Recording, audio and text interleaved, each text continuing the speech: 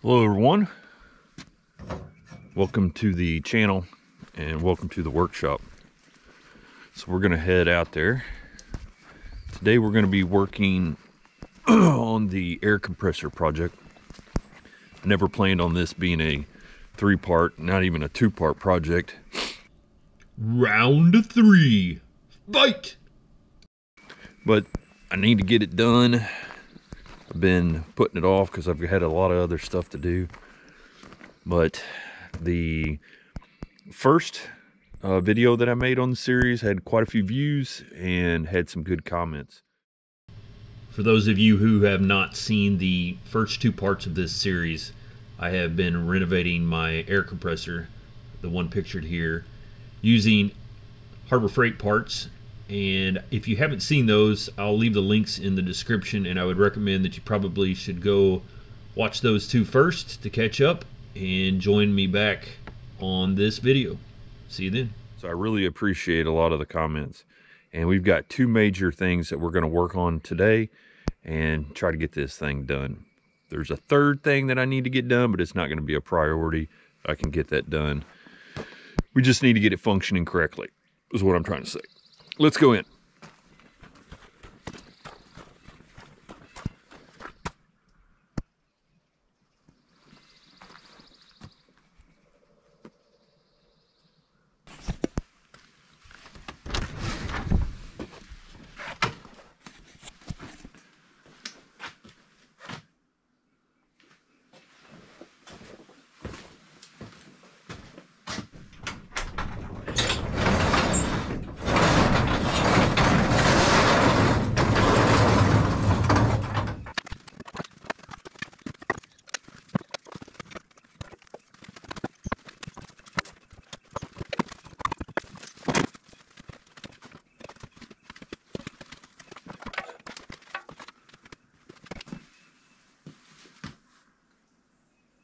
The 2 things that I want to work on today, the first one being the priority for sure, is the check valve, which I have bought one, and we're gonna make sure it fits, which I think it does.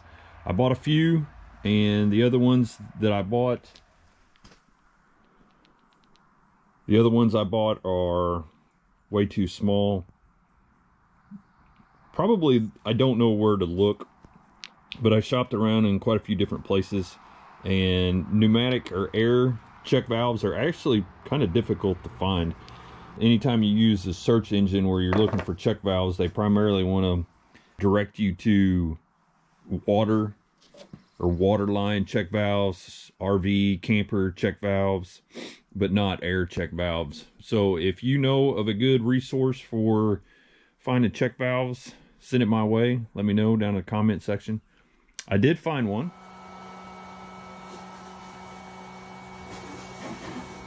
And we're going to try to get it installed. And I think that will help with the second problem, but I think I do have a second problem. If you look closely, and I'm going to zoom in, I'll probably use my phone because it zooms better. But the second problem I have is an oil leak. I'm going to try to get in close here, but there's oil residue everywhere that you can see. The other day I had a little drop of oil forming on that bolt. There's actually one right there, if you can see that.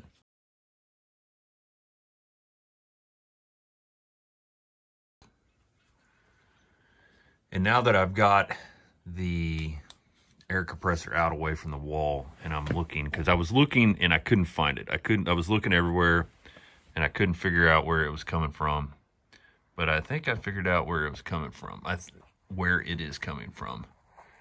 I think it's coming from around the sight glass. If you look, yep, it is definitely dripping from around that sight glass. So I already did a oil change. You're required to do an oil change on this after so many hours. And I already did that, but I think I'm going to drain the oil again and see if I can't tighten that oil glass and see, or take it out, see if there's an O-ring on it, and get that tightened first, and then we'll work on the check valve.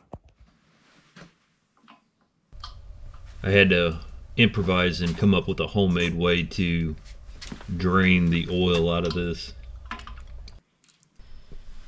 After I got all of this apart and I figured out what's wrong and what's causing the leak, I realized that I didn't have to do all this, but you live and you learn.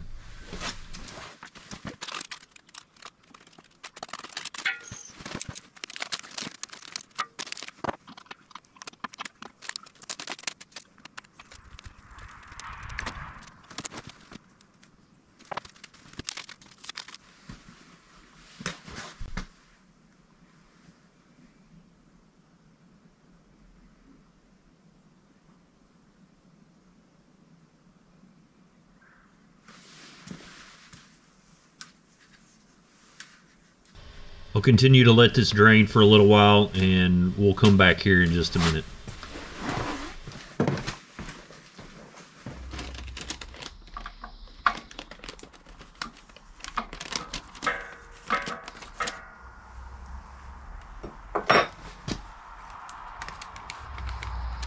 .24mm for what it's worth, but it was very loose.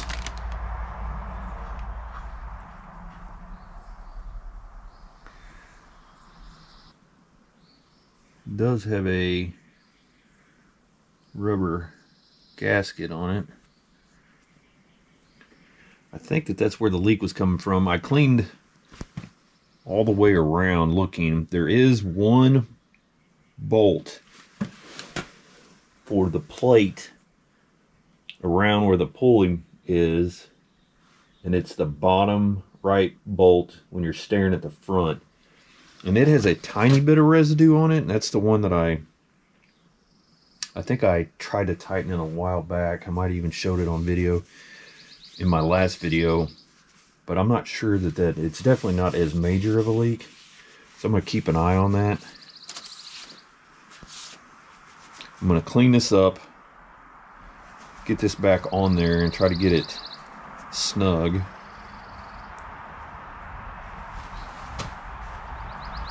And we'll see what happens here. I'm going to pull this little homemade drain I got out. Clean these threads up.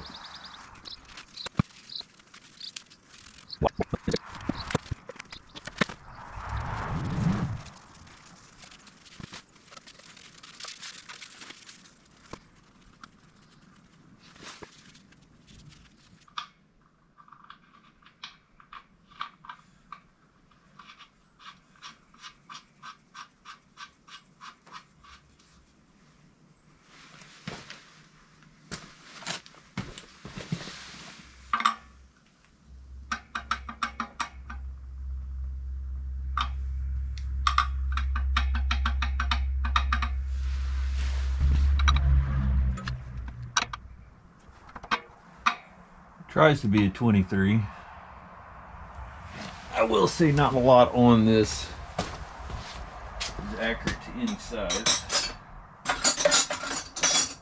Just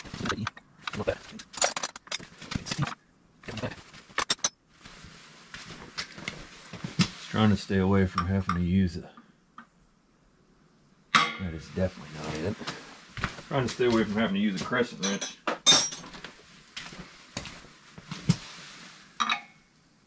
Man, it just wants to be a 23, but it is not. Crescent wrench it is.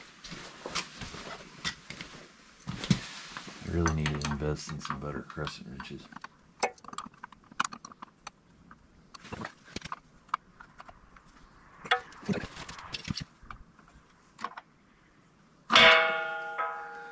And go around and stuff over. I don't want to screw it up. I think I've got it on there tighter than what it was.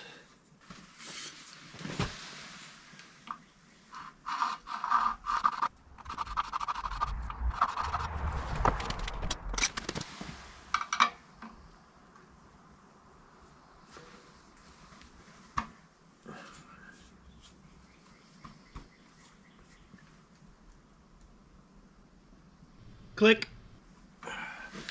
That did the trick. Is it definitely snug? It's got a burr on it right there. Try to get that burr off.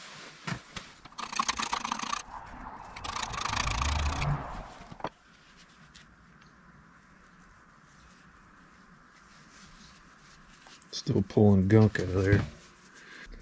I don't think the quality assurance and quality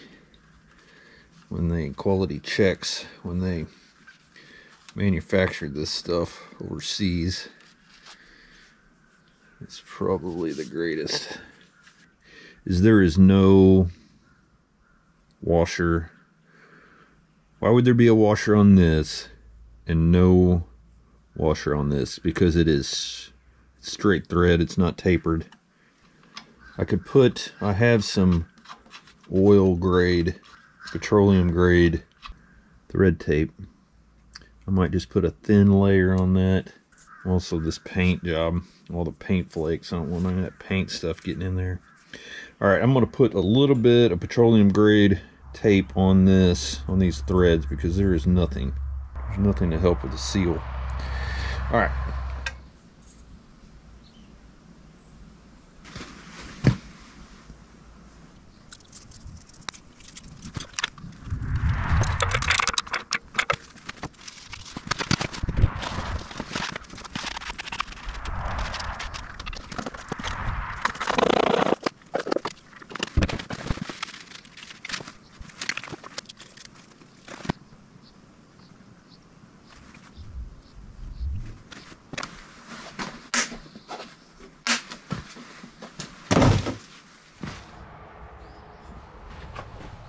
This is the original setup with no check valve in the system, so I'm just going to break all this free and completely take all this stuff off.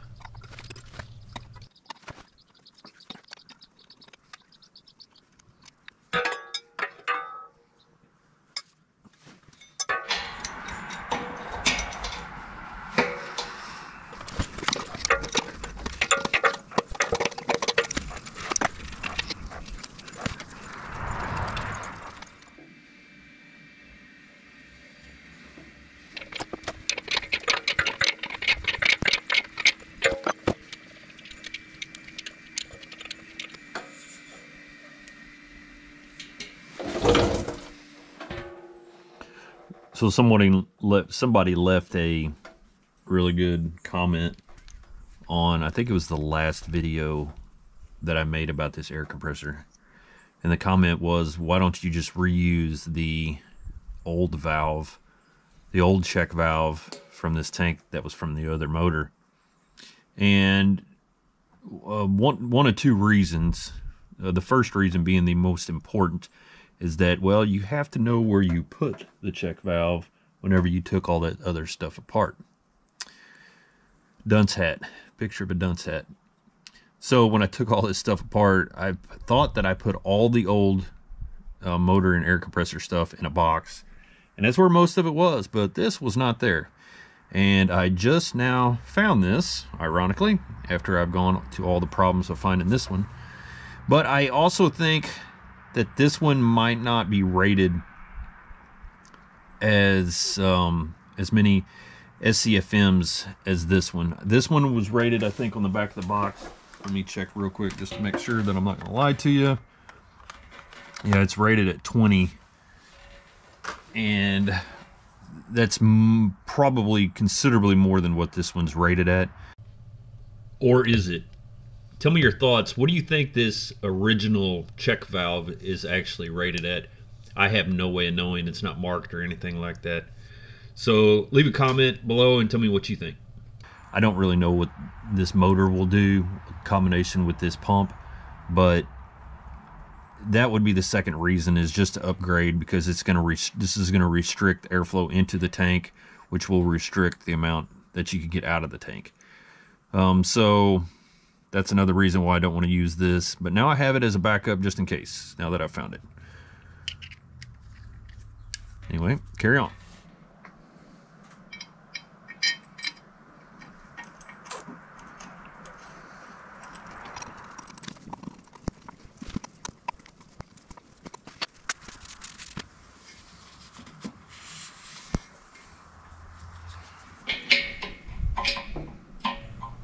This was a trial and error process.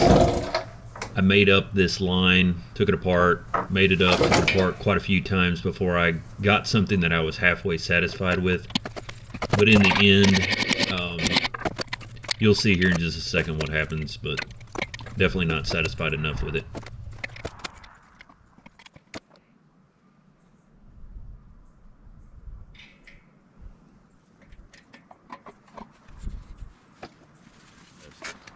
So I'm going with a 3/8 flexible line only because that is all that will fit into this new check valve with the compression nut. So check valve, compression nut, 3/8 flexible line up to 3/8 to half, and then we're going to go half all the way up to this is 3/4. This is what I had to do because basically I have to go from a 3/4 fitting down to a 3/8 compression down here. It will work. It is probably not the best. There's probably 100 ways to skin this cat, but this is what we're going with, and it will work just fine. I actually like this a little bit better because before I had it zigzagging going out the front and then coming underneath. Now I've got it running straight back without any obstructions. So we're going to solder this joint together, tighten our compression nut. We've got our oil filled back up. I think this was the leak that I had. Hopefully with the check valve in, it will keep pressure from going back into the pump, which I kind of feel like was actually kind of forcing oil out of the pump around that, so that will help. So we should be good to go. Other than the third thing, which is building a safety guard around the flywheel and the motor pulley, which we will do at some point. Not a priority at this time. I'm trying to get this thing working because I've got a bunch of other stuff that needs to get done, but I will get that done eventually. So let's get this soldered up, get this tightened down, get it plugged back up, and we'll check it out.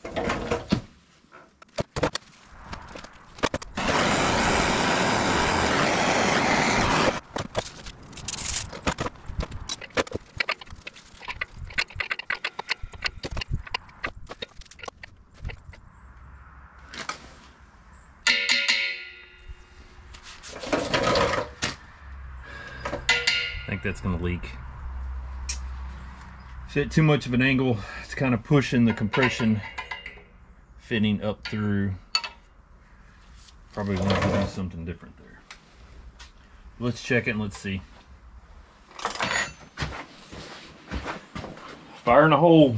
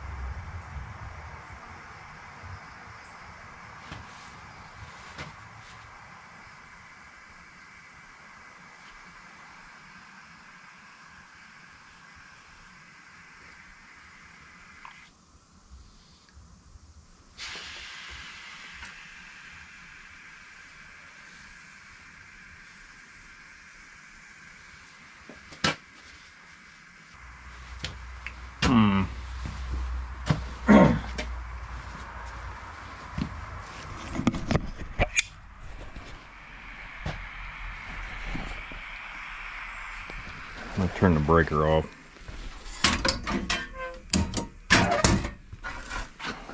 Alright, breaker's off. So that check valve is not working. I'm still getting air back through the system.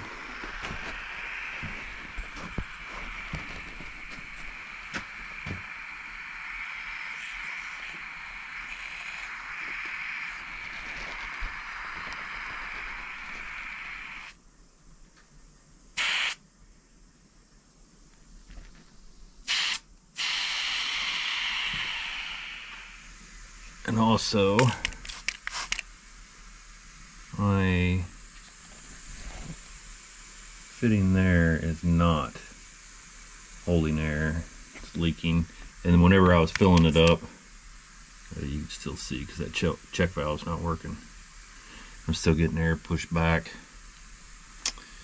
So, and I think that my fitting up there at the bottom of my manifold was leaking. Yep. It's leaking a little bit too. All these other fittings are good. That, and that are all leaking. Try to figure this out and figure out why that check valve's not working. I didn't film it, but I went and ate some lunch and I thought on it, and I came back from lunch and I just decided to gut the whole thing and start all over from fresh. I wasn't happy with what was going on, and I needed a reliable system. Okay, what did I just do? Well, I gutted everything. Let's see what you can see here. I gutted everything, and I took this all apart. I retightened this fitting because it was leaking air as tight as I could get it. And I mean as tight as I could get it. And I reworked the pipe back down to this point, and I put the old check valve from the previous system. I put the old check valve back on because I just want to test it to make sure that I'm not losing my mind here. Plus I want to check these fittings. I will say that whenever I ran it a while ago, even though that check valve was not working, the pump seemed to be running smoother, like it was not having to work as hard. But now that I've got this on, I've got everything. This is tighter, this is tight, everything's soldered up. This is tighter, that's back on. So let's check this check valve, which is the original. Let's plug it up, let's put some air in it, and let's see what it does. Contact.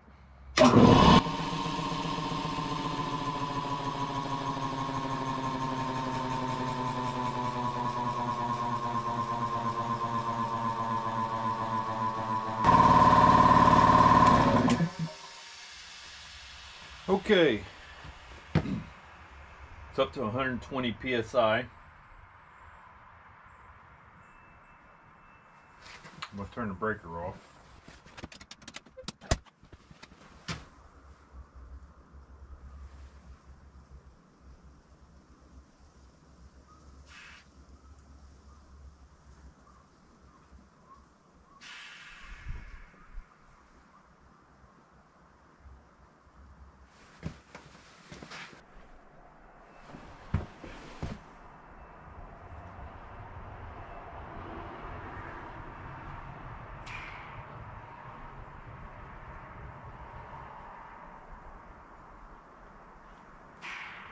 So I still am getting some air back because there's still air coming out of this oil breather. Not as much. It is definitely less than before, but there's still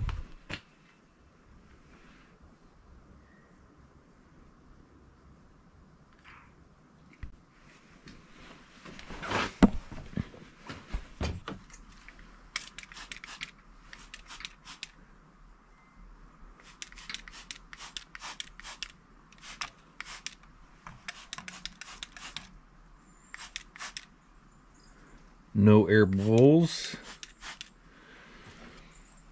So we've got it not leaking air out of any of the fittings, but I still feel like that check valve. I promise I'm not trying to make this any more boring than what it has to be, but this is absolutely frustrating, and I'm trying to figure out what's going on. So maybe that's just a little bit of air that's built up into the pump that slowly bleeds off. Okay, so here's what I'm going to do. It'll only be a couple seconds for you, but I'm going to check on the gauge what PSI I am. I've got some other stuff I'm going to do, And then I'm going to come back and check it in like 30 minutes or an hour and see if any amount has bled off. I'm not sure if you can see the PSI here. We are at roughly, I'd say 118, 117, 118. So I'll check it here in about an hour and we'll come back. So it's been about an hour for me, and we are probably at about 114, 115. So from 117 down to 114, 115. So only 2 or 3 PSI drained off within an hour. Is that perfect? Obviously no, but it's better than what we were. So now the question looms, what do I do?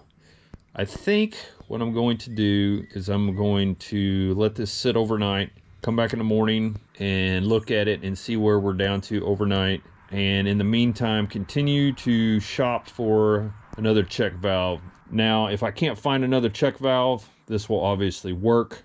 It's not as ideal as what I wanted, but we're gonna see.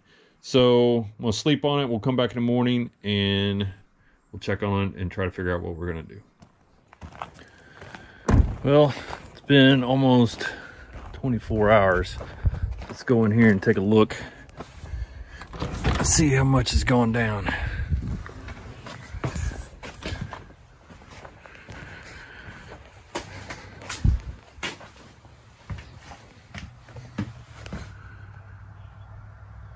We are at 111, 112.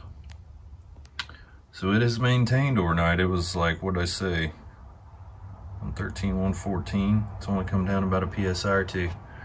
So I say it's holding. So what about the other issue that I worked on? Let's take a look.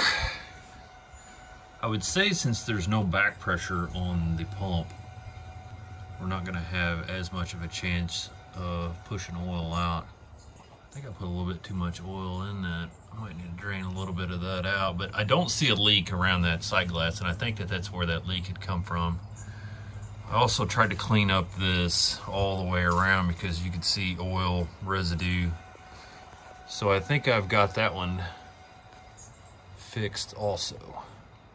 Okay, it has been about 2 weeks since the last footage that I filmed. It bled off maybe another 1 PSI over a couple weeks. I let it sit, didn't use it for a while. Used it pretty heavily yesterday, and I'm not finding any oil leak either. So those 2 problems seem to be solved. The oil leak and the check valve not bleeding off the tank. So that's the original check valve. The check valve I bought, the new one, wasn't working. So I know what a lot of you are probably would say or thinking, just leave well enough alone. Well, I don't think I can do that. The whole purpose of me rebuilding this air compressor and upgrading was to get a higher level of SCFMs. And I cannot positively say one way or the other whether that original check valve, the 90-degree check valve, is rated at a higher SCFM than one of these ones that I'm going to upgrade to. It's possible, but the other air compressor, the original air compressor, had a lower SCFM for probably multiple reasons. I would probably say that the pump is obviously not rated. The pump will not produce the amount of air that this new one does. It's possible that there's restriction in the check valve, and there's actually a possibility that there's restriction in the regulator. So maybe at some point I need to upgrade the outlet in the regulator also to help my SCFM.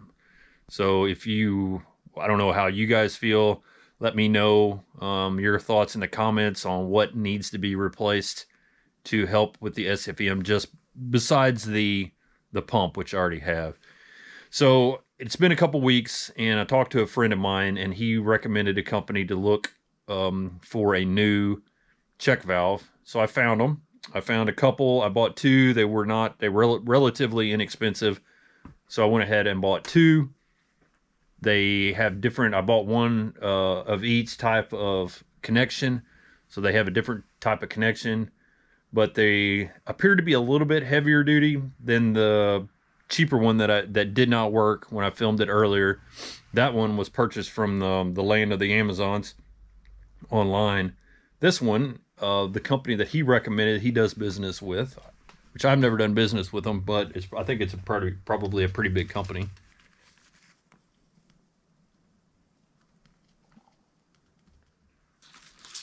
I know it sounds crazy, and I know a lot of you are probably going to think this is ridiculous, but the soldering portion of this and the making up of the copper lines is super simple. Like, I can do it within just a matter of minutes. It's not hard at all.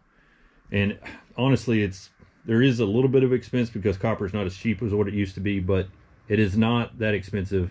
And I really want this air compressor the way that I want it. Assuming that this check valve that's on here is not as good as the one that I'm getting ready to put on. So the ones that I've bought, and I bought two of them, they are rated at 20 SCFM, which is well beyond the capability of the pump. The pump, I think is 10 and 11. I think it's like 10 at 90 and 11 at 40 or something like that. So that's well beyond, this is well beyond the capability of the pump. I'd like to know some of your opinions on why you think this is the original one that I had on that I took out that didn't appear to work. You know, it appears to be close to the same. They appear to be close to the same manufacturer. I mean, they're made almost identical. But tell me why you think this one didn't work. If I'm doing something wrong, if there's something that I can do, or something that I can check. But I'm not real sure. Not real sure why this one didn't work. Maybe it's just junk. I mean, they're pretty heavy comparatively, about the same. But this one's the one that I'm going to try just because it has a easier copper fitting. This one has the 1/2-inch crush valve fitting. So this is a backup. It's the junk. And this is the one that I'm going to try. So we're going to tear this apart and we're going to try it again.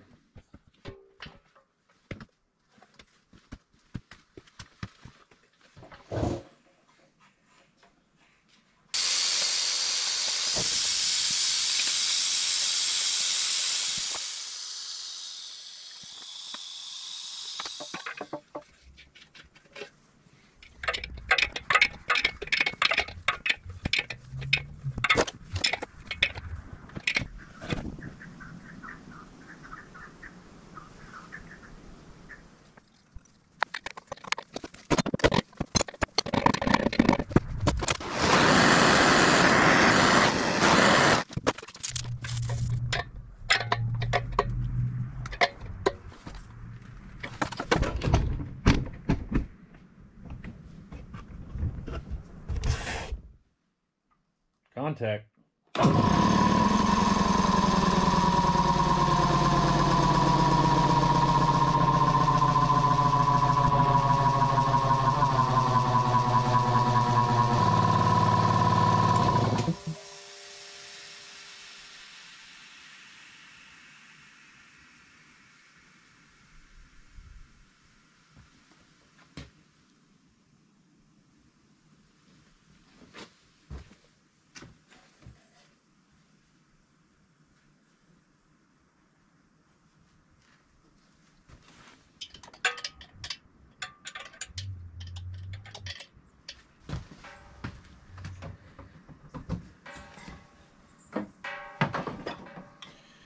Alright, it's unplugged, switch is off. It's really windy outside, so I'm trying to compete with the noise. So it actually seemed to air up considerably quieter. I'm definitely not getting any air back out of this oil breather. So that's good. So this new check valve seems to be working. I was getting an air leak, but the air leak was actually coming from this outlet. So I just now tightened that up and it quit.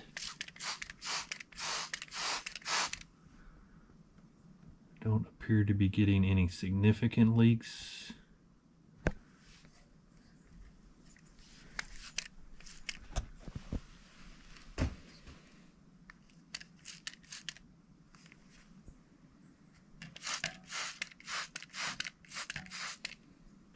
Okay, so looks okay.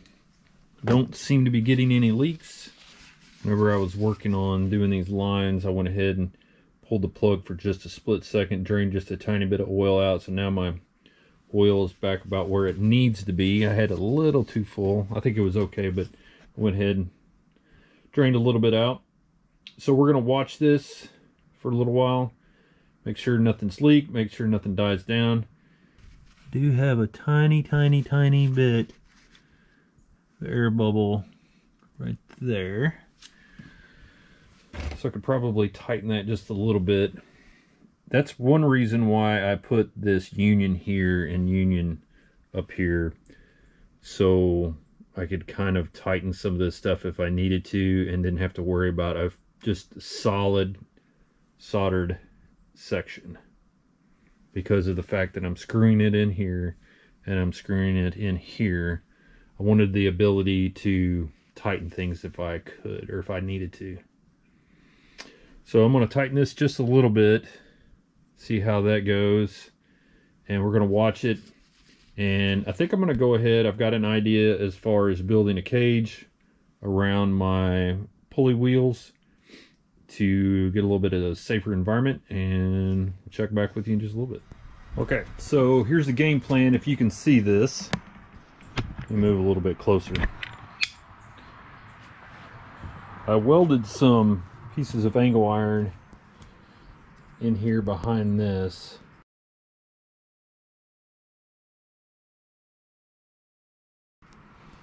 On each side over here too.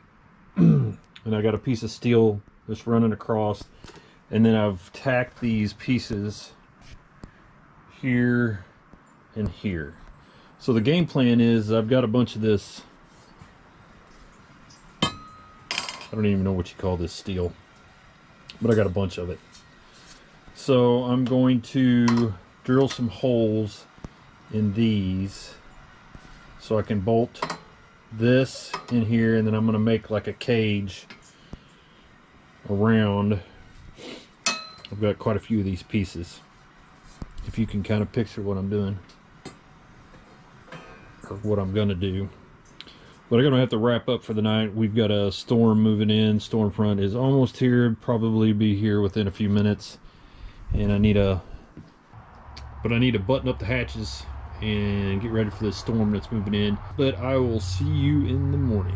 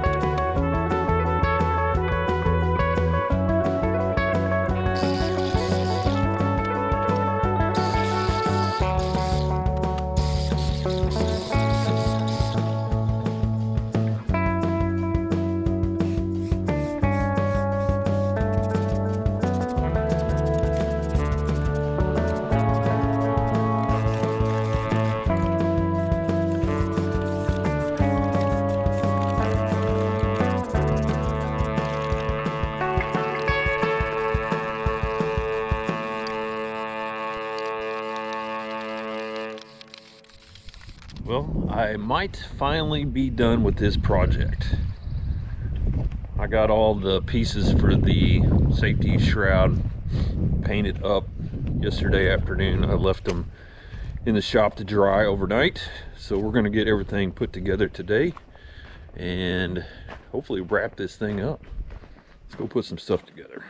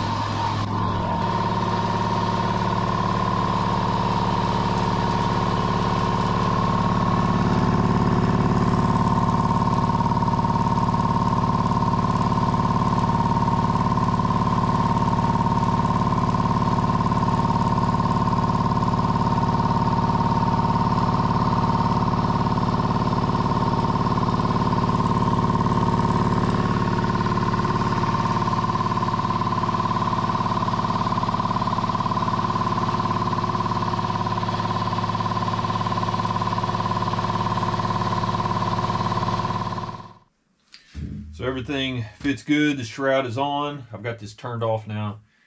There's a little bit of wobble in the top. If there was some way that I could secure it just to keep that wobble, but it's not hurting anything. There's about, it's hard to film, but there's about a pinky difference that I can slide in between the bottom of the wheel and this frame, so it's not going to rub.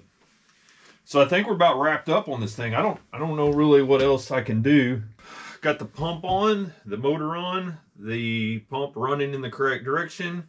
I got the chuck valve in. I got my oil leak fixed. I guess the only, and I've got the shroud on, so the only other thing would be is to replace the regulator. What do you guys think?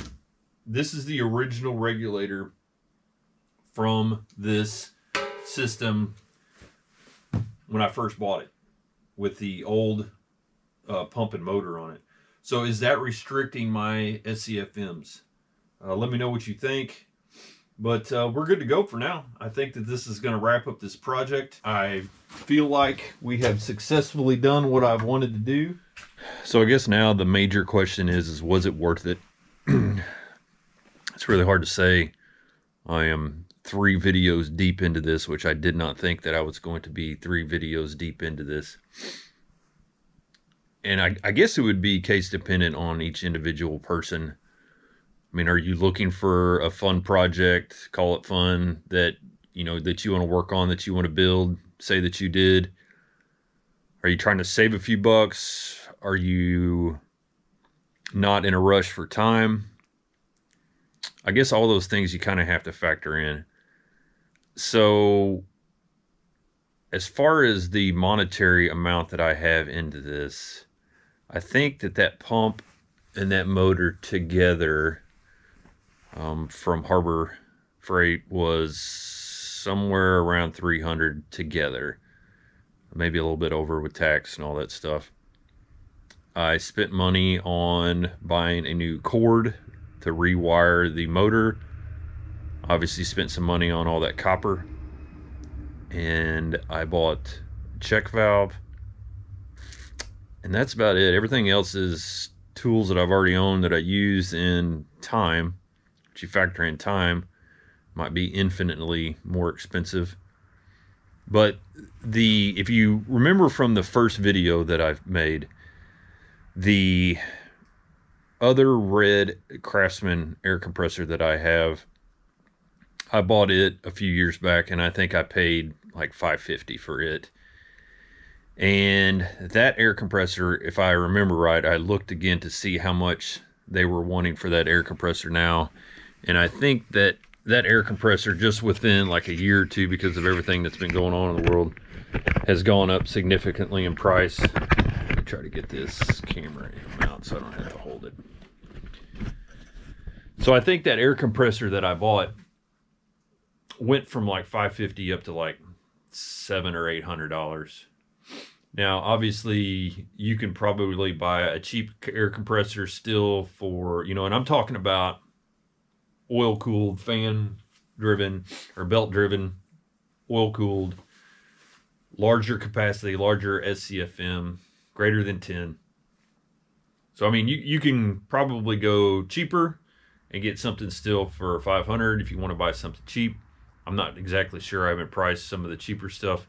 You know, almost every big box store has their own brand or model that they use, that they run. I'm sure Harbor Freight has one. I have no idea how much those are. I'll check whenever I edit this video and drop something in. And then you can buy, you know, top of the line huge air compressors, which are, you know, running up over $1,000 to, you know, a couple $1,000 depending on how much you want to spend. So I guess it all just depends on, you know, what you're wanting to do. In my case, I'm actually glad that I did this. It was kind of fun. I've got a couple other small air compressors that I could use on the side, so I wasn't ever hurting for not having an air compressor. But I wanted a little bit better air compressor, not a massive one that you'd have like in a nice shop or something. You know, I don't do anything.